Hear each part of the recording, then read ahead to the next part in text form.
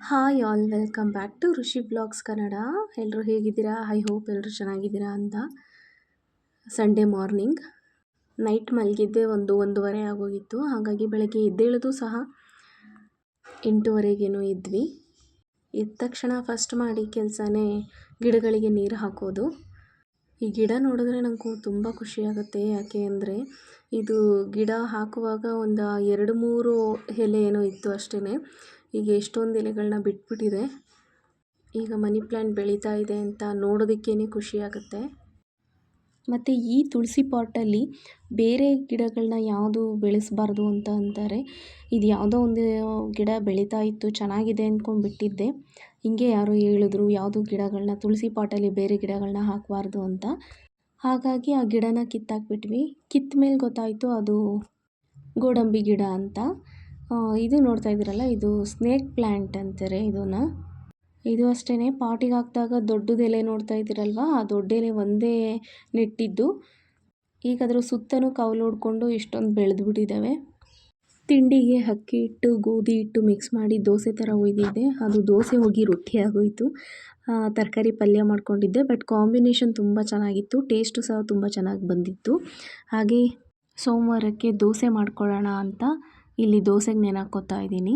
ಕಡಲೆಕಾಳು, ಹೆಸರು ಕಾಳು, ಅವಲಕ್ಕಿ, ಉದ್ದಿನಕಾಳು ಇಷ್ಟನ್ನು ಹಾಕಿ ಸ್ವಲ್ಪ ಮೆಂತ್ಯನೂ ಹಾಕಿ ನೆನೆ ಹಾಕ್ತೀನಿ.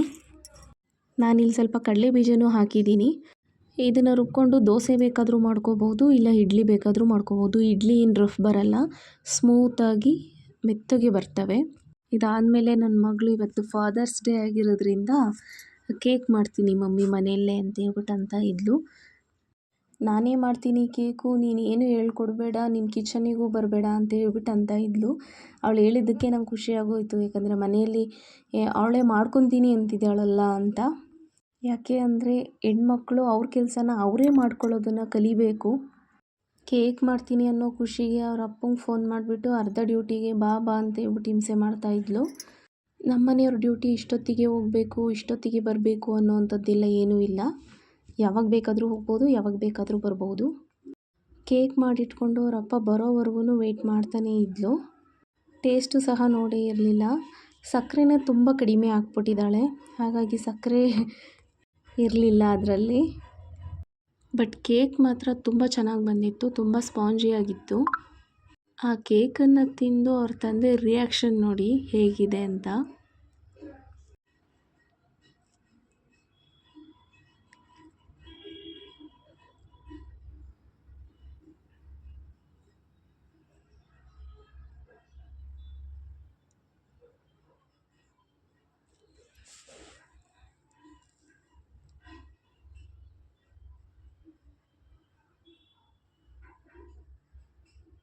हे प्रभु, हे हरि राम कृष्ण जगन्नाथ प्रेमानंद, ये क्या हुआ?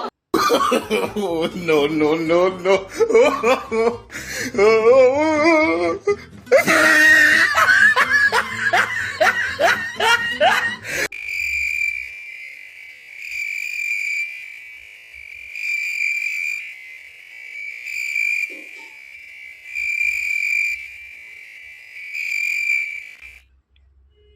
हे प्रभु, हे हरि राम कृष्ण जगन्नाथ प्रेमानंद, ये क्या हुआ?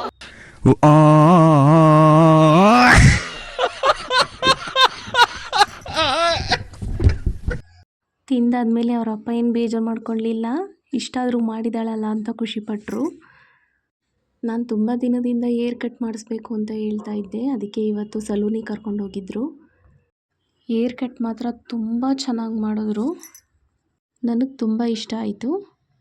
ಈ ವಿಡಿಯೋ ನಿಮಗೆ ಇಷ್ಟ ಆಗಿದ್ದರೆ ಪ್ಲೀಸ್ ಒಂದು ಲೈಕ್ ಮಾಡಿ, ಶೇರ್ ಮಾಡಿ, ಕಮೆಂಟ್ ಮಾಡಿ, ಚಾನಲ್ನ ಸಬ್ಸ್ಕ್ರೈಬ್ ಮಾಡ್ಕೊಳ್ಳಿ. ನಾನು ಹಾಕೋ ಪ್ರತಿ ವಿಡಿಯೋನೂ ನಿಮಗೆ ಫಸ್ಟ್ ಬರುತ್ತೆ ನೋಡಿ. ಫೈನಲ್ ಲುಕ್ಕು ನಂದು ಈ ರೀತಿ ಇತ್ತು. Thank you.